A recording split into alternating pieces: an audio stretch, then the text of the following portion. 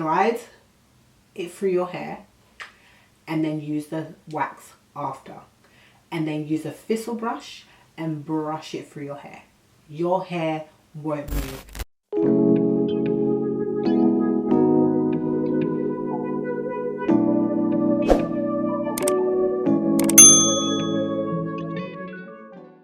Hey tribe, and welcome back to my channel. My name is Andree. If you haven't been here before, hi, welcome.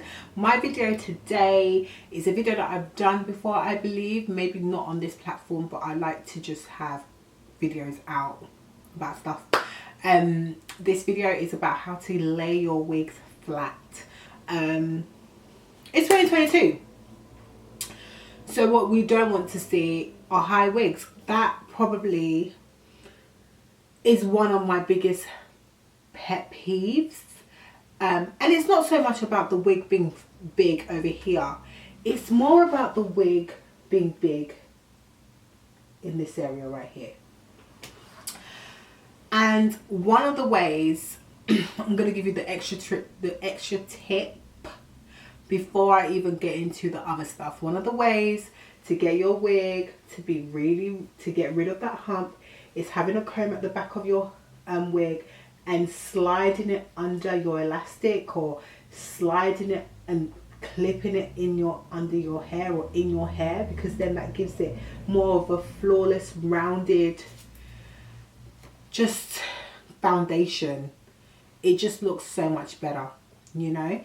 Or just having the wig made to your head size, like small, medium, large.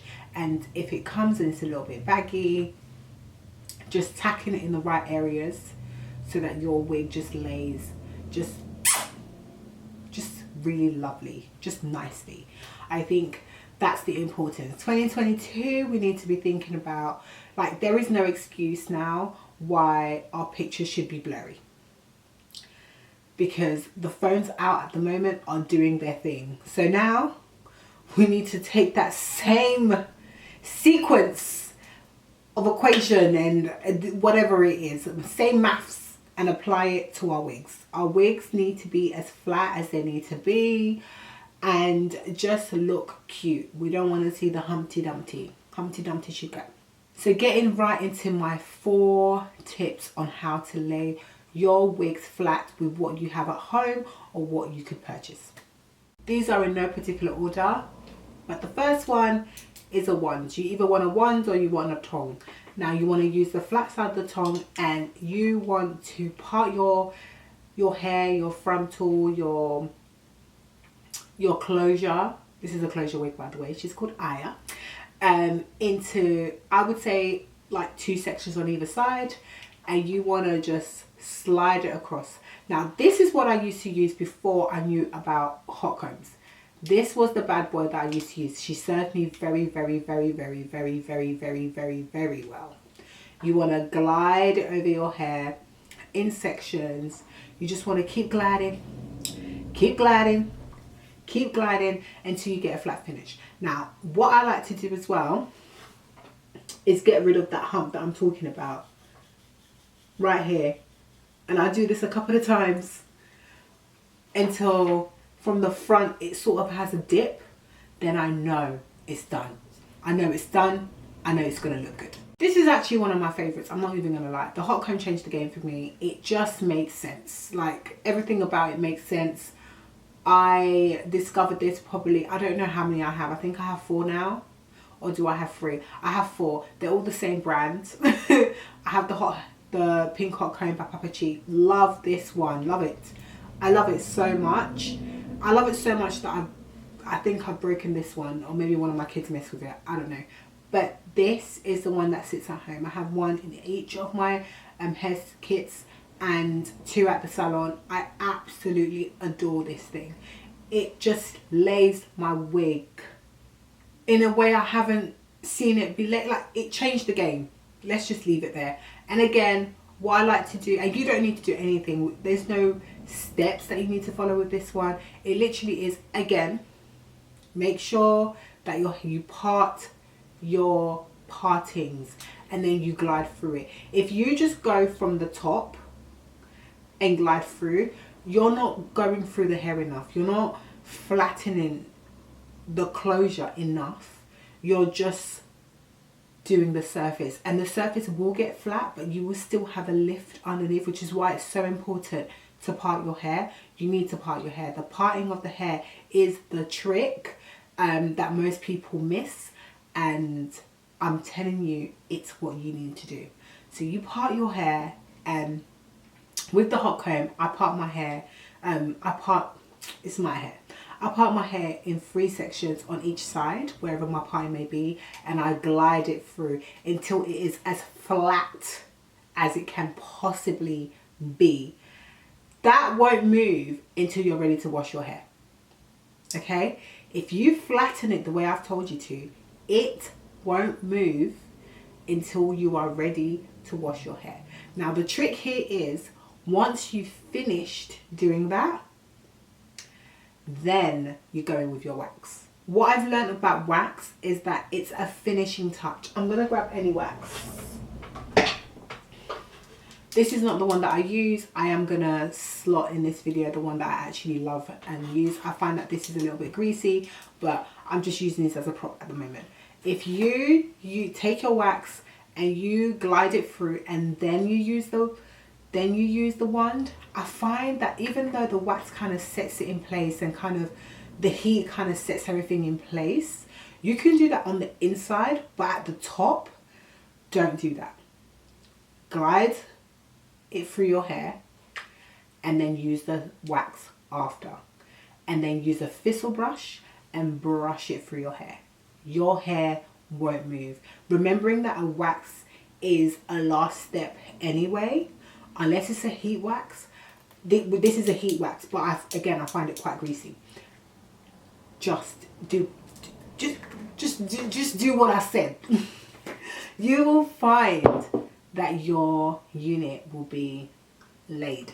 Okay, it's literally what I've done, and now I find that my wigs are matte. They have a sheen to it, but the shine, the greasiness has completely gone.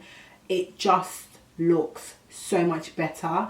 I also apply it at the front after, and again I use either a round brush thistle brush, or a thistle paddle brush, and I just glide it through it. Honestly, like, you can see how flat this is, and you can actually see the sheen that I'm talking about. It just gives a nice sheen. We want sheen.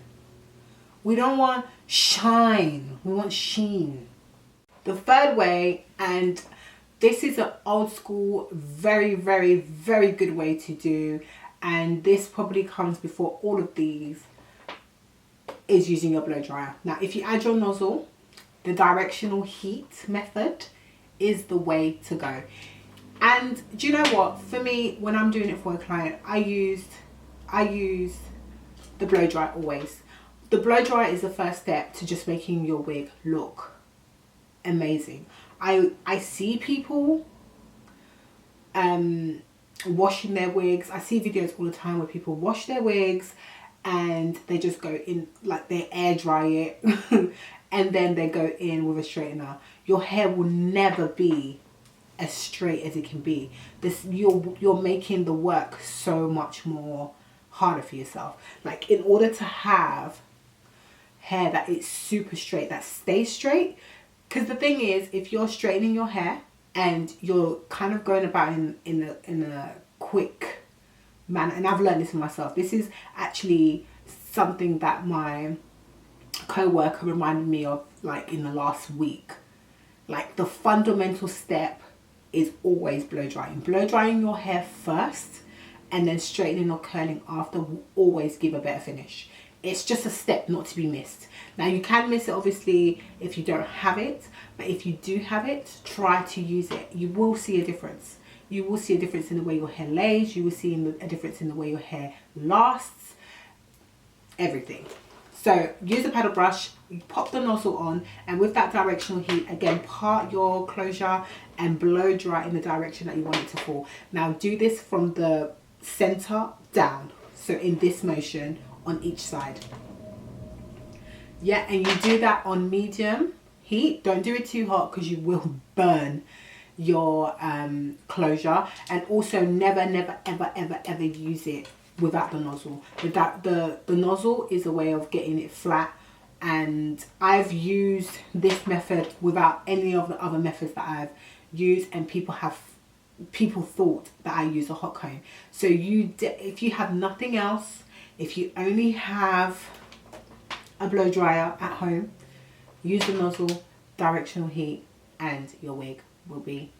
And again, use the wax as like an end finish. You can use it on the hair and then blow and then use the heat on top of it, but when it comes to the actual parting, try to avoid doing that because I just feel like it gives it a greasy finish, and we want sheen, not shine. Sheen, not shine. And then last but not least, is also a favorite of mine, is using foam. Use foam. Foam is the way. Now, when I watch a lot of these frontal closure videos, I'm always in awe and I learn a lot from them. I love the fact that they use foam. They use all the steps. Some use all the steps that I mentioned here. And if you have the time, do it, because again, you will see a difference. But if you don't have the time or you have limited resources at home, use a foam. Again, part your closure. Apply some foam on each section. Brush it down with a thistle brush, and you want it again to be flat as you possibly could get it. And once you've done that, tie a headscarf over, and then if you have a blow dryer, blast the heat over it. Go under a hood dryer if you can. If you don't, definitely use a blow dryer. Or if you don't have any of those two things, just pop a headscarf and either leave it on your doll head until it's dry, or leave it on your head until it's dry. And once you take it out, your hair will be flat, and then it's up to you again to go into really small sections and straighten that out. Then use it again, a wax of your own choice. A wax of your own choice over it for a finished touch. So that's it for my tips, guys. I hope this video has helped, and I will see you in my next video. Peace.